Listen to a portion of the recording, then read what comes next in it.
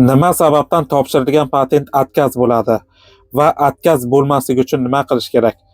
Assalomu alaykum aziz obunachilar, kanalimga xush kelibsiz. Bugun men sizlarga patent atkaz bo'lish sabablarini aytib bermoqchiman. Ya'ni hozirda mana shu mavzu eng dolzarb bo'lyapti, sababi hozir ko'pchilikda patent atkaz bo'lyapti. Hozir men sizlarga patent nima sababdan atkaz bo'lishini migratsiya agentligining rasmiy ma'lumotidan birma-bir aytib bermoqchiman. Shuning uchun videoni diqqat bilan oxirigacha ko'ring. Men esa boshladim. Patent atkaz bo'lishining birinchi sababi bu soxta hujjatlar taqdim etilishi, ya'ni bu sotib olingan sertifikat, soxta migratsion karta, qalbaki registratsiya va shunga o'xshash holatlar. Ko'pchiligingizga ma'lum, hozir Moskva va Podmoskvada bu Amina ilovasi ishlatilyapti, lekin boshqa oblastlarda haligacha qog'oz registratsiyada patent topshirguncha so'raladi. Agar mana shu siz patent topshirganingizda aynan ko'pchilikda bu registratsiya bazalaridan chiqmay qoladi va ana shu sabab bo'ladi. Ya'ni soxta hisoblanadi bu registratsiya bazadan chiqmagan registratsiya. Ana shu sababdan patentga atkaz bo'ladi. Shular qatorida migratsion karta bazalarini, ya'ni ba'zilar soxta migratsion karta bilan ham patentga topshirishadi. Mana shu ham sabab bo'ladi. Bu eng asosiy birinchi sabab. Xo'p, ikkinchi sabab bu avvalgi patent annirlovan bo'lgan bo'lsa va bunga 1 yil to'lmagan bo'lsa, ya'ni sizning eski patentingiz, shu vaqt oralig'ida ham siz yangi patent olaman deb topshirganingizda sizga atkaz keladi. Uchinchi sababi bu medosmotr natijasida sizga xavfli kasallik aniqlansa. Ya'ni ko'pchiligingiz bilasiz, patentga topshirishda borganda med ko'rikdan ham o'tamiz. Agar o'sha med ko'rikdan o'tgandan keyin sizga xavfli kasallik aniqlansa, bu ham patentni atkaz bo'lishiga olib keladi. Va to'rtinchi sabab, oxirgi 1 yil davomida 2 yoki undan ortiq marotaba shtraf olgan bo'lsangiz. Bu aynan misol uchun ko'pchilik ma'muriy shtraf oladi. Ya'ni bunga misol shu registratsiyani bazadan chiqmasa ham bilasizlar, shtraf yozadi, shtraf to'lash kerak bo'ladi.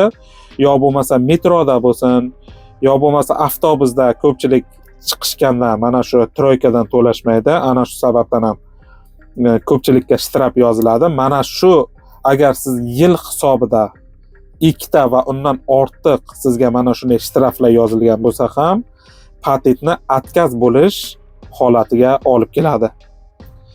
Keyingi 5-sabab bu 90 ga 365 qoidasi buzilgan bo'lsangiz. Ya'ni bilasiz, bu oldin 90 ga 180 da, hozir buni muddatini qisqartirishdi. Ya'ni oldin siz 90 kun Rossiya hududida yashasangiz, 90 kun Rossiyadan tashqarida vaqt o'tkazib keyin kelishingiz kerak edi. Hozirda bu 270 kunga uzaygan. Ya'ni agar siz 90 kun Rossiyada turgan bo'lsangiz, Rossiyadan chiqib ketganingizdan keyin 270 kundan keyingina kelsangiz siz yangi patent topshirib ola olasiz. Agar undan erta kelsangiz, bu ham patentni atkaz bo'lishiga olib keladi. Keyingi sabab, avvalgi patent uchun трудовой договор va уведомление topshirilmagan bo'lsa, mana shu eng dolzarb mavzu bo'lyapti. To'g'risini aytsam, eng katta boshoriq desam ham adashmayman. Ko'pchilik трудовой договорni vaqtida ola olmaydi, yo трудовой договорni olgan bilan уведомлениeni vaqtida topshira olmaydi. Ya'ni Rossiya qonunchiligida bilasiz, yangi patent olgan kuningizdan boshlab siz 2 oy mobaynida трудовой договор va уведомлениega topshirishingiz kerak bo'ladi. Agar shu oralig'ida siz ulgura olmagan bo'lsangiz, patentingiz kuyadi, ya'ni annirlovan bo'ladi va bu yangi patentga ham o'z ta'sirini o'tkazadi. Shu sababdan ham sizga patentingizga atkaz keladi.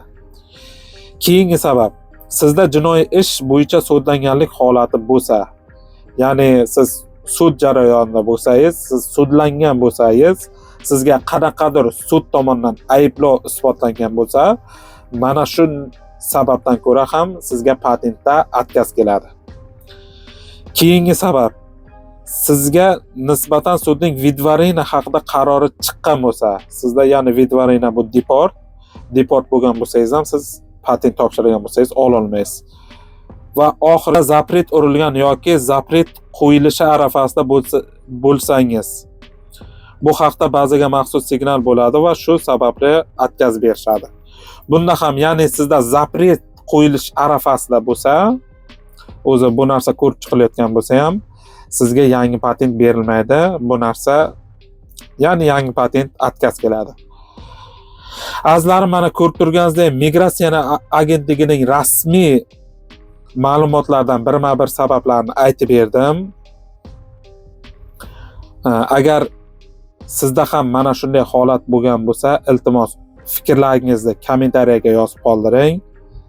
Bugungi video shulardan iborat edi. Keyingi video mavzu qanday bo'lsin, iltimos shular haqida ham o'z fikrlaringizni kommentariyaga yozib qoldiring. Ya'ni hozir bilasizlar, ko'pchilikda Amina atkaz bo'lyapti, ya'ni o'z-o'zidan reyestrga tushib qolyapti. Amina unchalik yaxshi ishlamayapti. Shuni sabablarini keltirib o'tmoqchiman. Yo bo'lmasa, уведомление va трудовой договор haqida bo'ladi.